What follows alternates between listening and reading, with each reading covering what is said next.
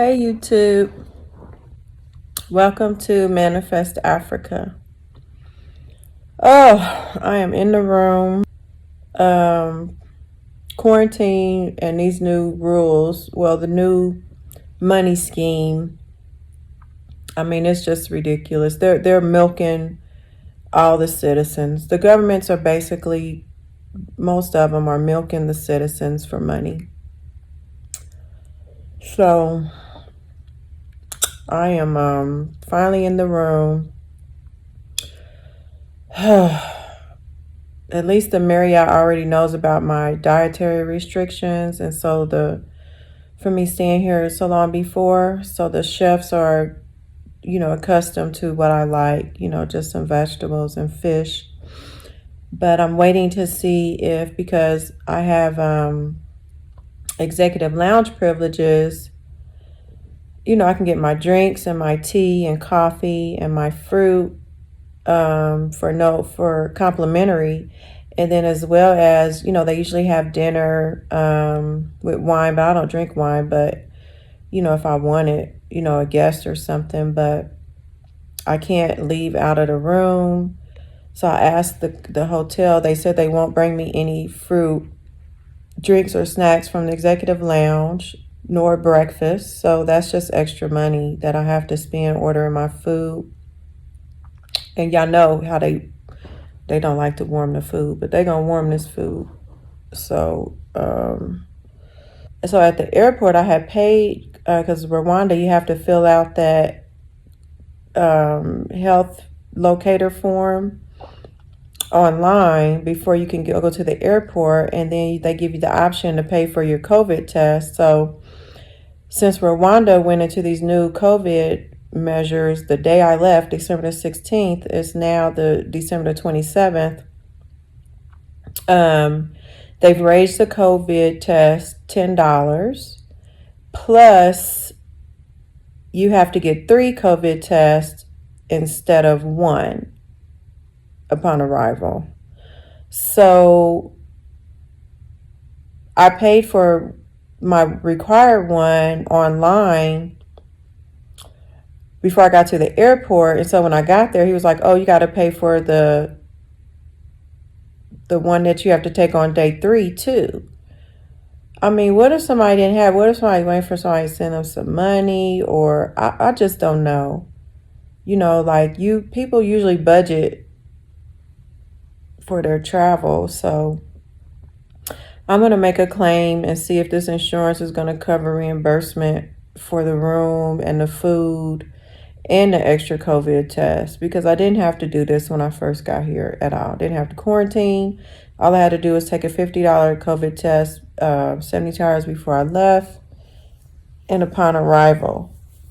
And what's so messed up about it is I just had a negative COVID test yesterday. So I'm pretty sure the one they took at the airport today is going to be negative. And so I asked the hotel, because we actually have to stay in the room. So they have all the quarantine people on the same floor with security by the elevator. So we actually have to stay in the room. So I asked them, well, after I get my negative test, from arrival at the airport, can I come out the room? They're like, no.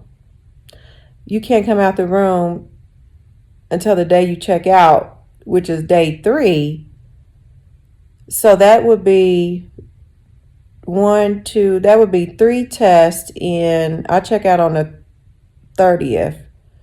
So the 26th, 27th, 28th, 29th, 30. So that's 3 PCR tests in 4 days.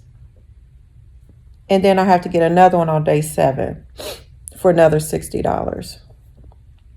So $180 for COVID tests in Rwanda, and then another $150 to leave Egypt. I'm so glad to get up out. I mean, Egypt, it's not the people. The people are wonderful. The hustlers are very aggressive, though. I mean, you're like the offensive line dealing with the hustlers. Some of them are very aggressive. I mean, you kind of like have to be on offense and kind of knock them out the way. Like they'll just grab your your card at the airport. Like they just gonna make you let them get your bags. They're all in your face. I mean, even with COVID, they get all in your face trying to sell their products, their souvenirs, I mean, just all in your space. Even with COVID, it seems like the government would put out, I'm sure they have, but they need to, I mean, the temples are gorgeous. The city, it's like a romantic looking city. The newer part is beautiful. The regular people are very welcoming, and it's just the beggars. They have a problem with the beggars and with the people that are selling the souvenirs. Like even the people at the airport, like it's a serious problem. It's a problem that they need to crack down on because it makes you feel very uncomfortable. They need to crack down on that. And I mean, even at the airport, I think the guy at the airport, he's just, you're working there, putting people's bags on the security thing, on the conveyor belt to go through the security scanner. That's your job. And he's saying tips, tips, tips, and then getting an attitude like, you didn't give me nothing. And then not only that, when you do give them a little something, they're like, this ain't nothing. This is only $1 US. They act like they live, that their currency is in US dollars, so it's ridiculous. I'll tell you, they need to make a movie called Escape from Cairo Airport and Luxor Airport too, because it is super crazy.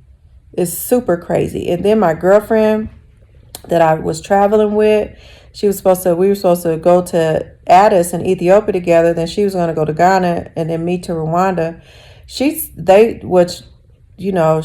have her vaccination, which she kind of knew the rules, but her friend thought that he could get her an emergency visa. But anyway, she said they literally told them were putting them out the airport. Like they just had to go outside in the cold. They could not stand in the airport.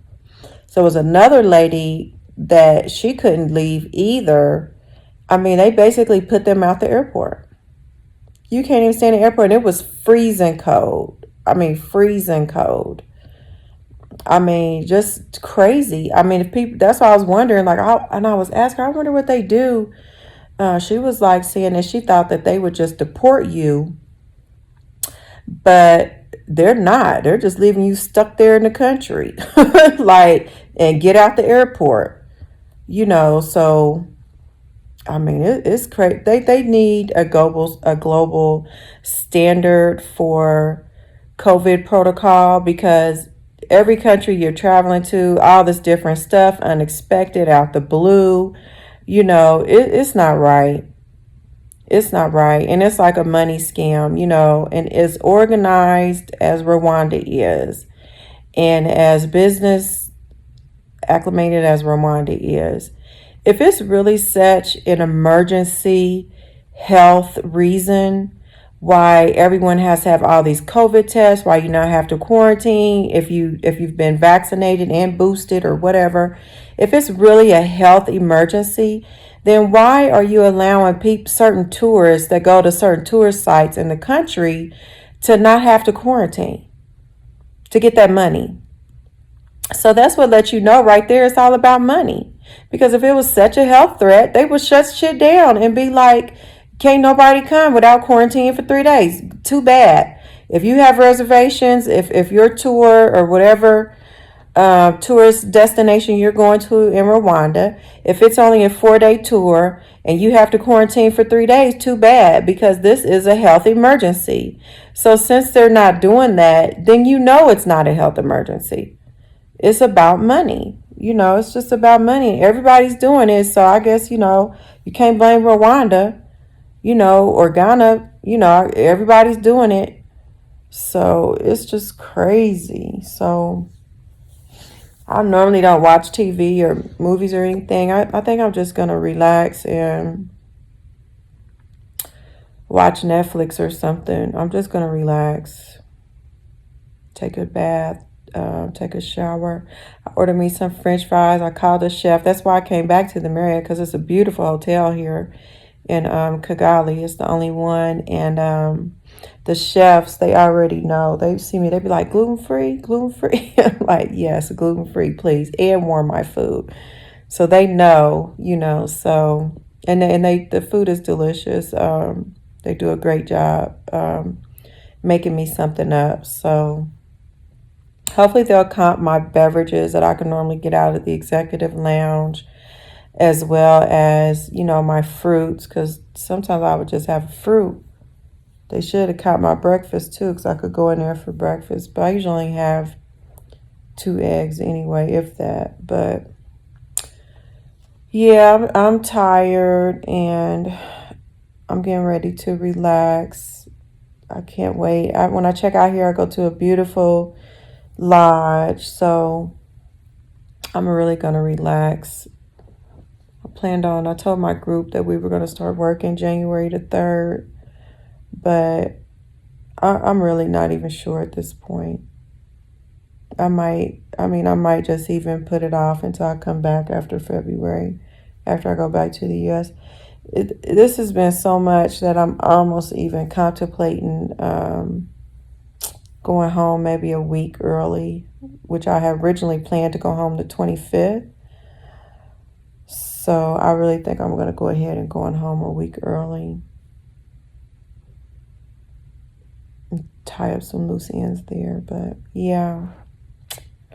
In quarantine, 3 days in the room. So it is what it is. I couldn't upgrade to a suite because all the quarantine people are on the same floor. But at least I get out of here on the 30th before New Year's Eve. Maybe I can go with Francine and her family and visit them and do, whatever they do or whatever. So I do feel like I'm back home, though. I really do. I really like Kigali. I really do. So I feel like I'm back home. So I'm feeling relaxed. I'm feeling very much relaxed. So thank you for checking in with me on Manifest Africa. This is December 27th, 2021. Please subscribe, share, and hit the notification button and the like button. Thank you.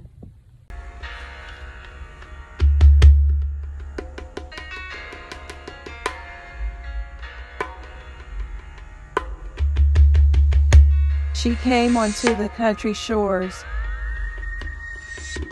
as if she were a 100-year storm. Most would heed the warning in time. Take shelter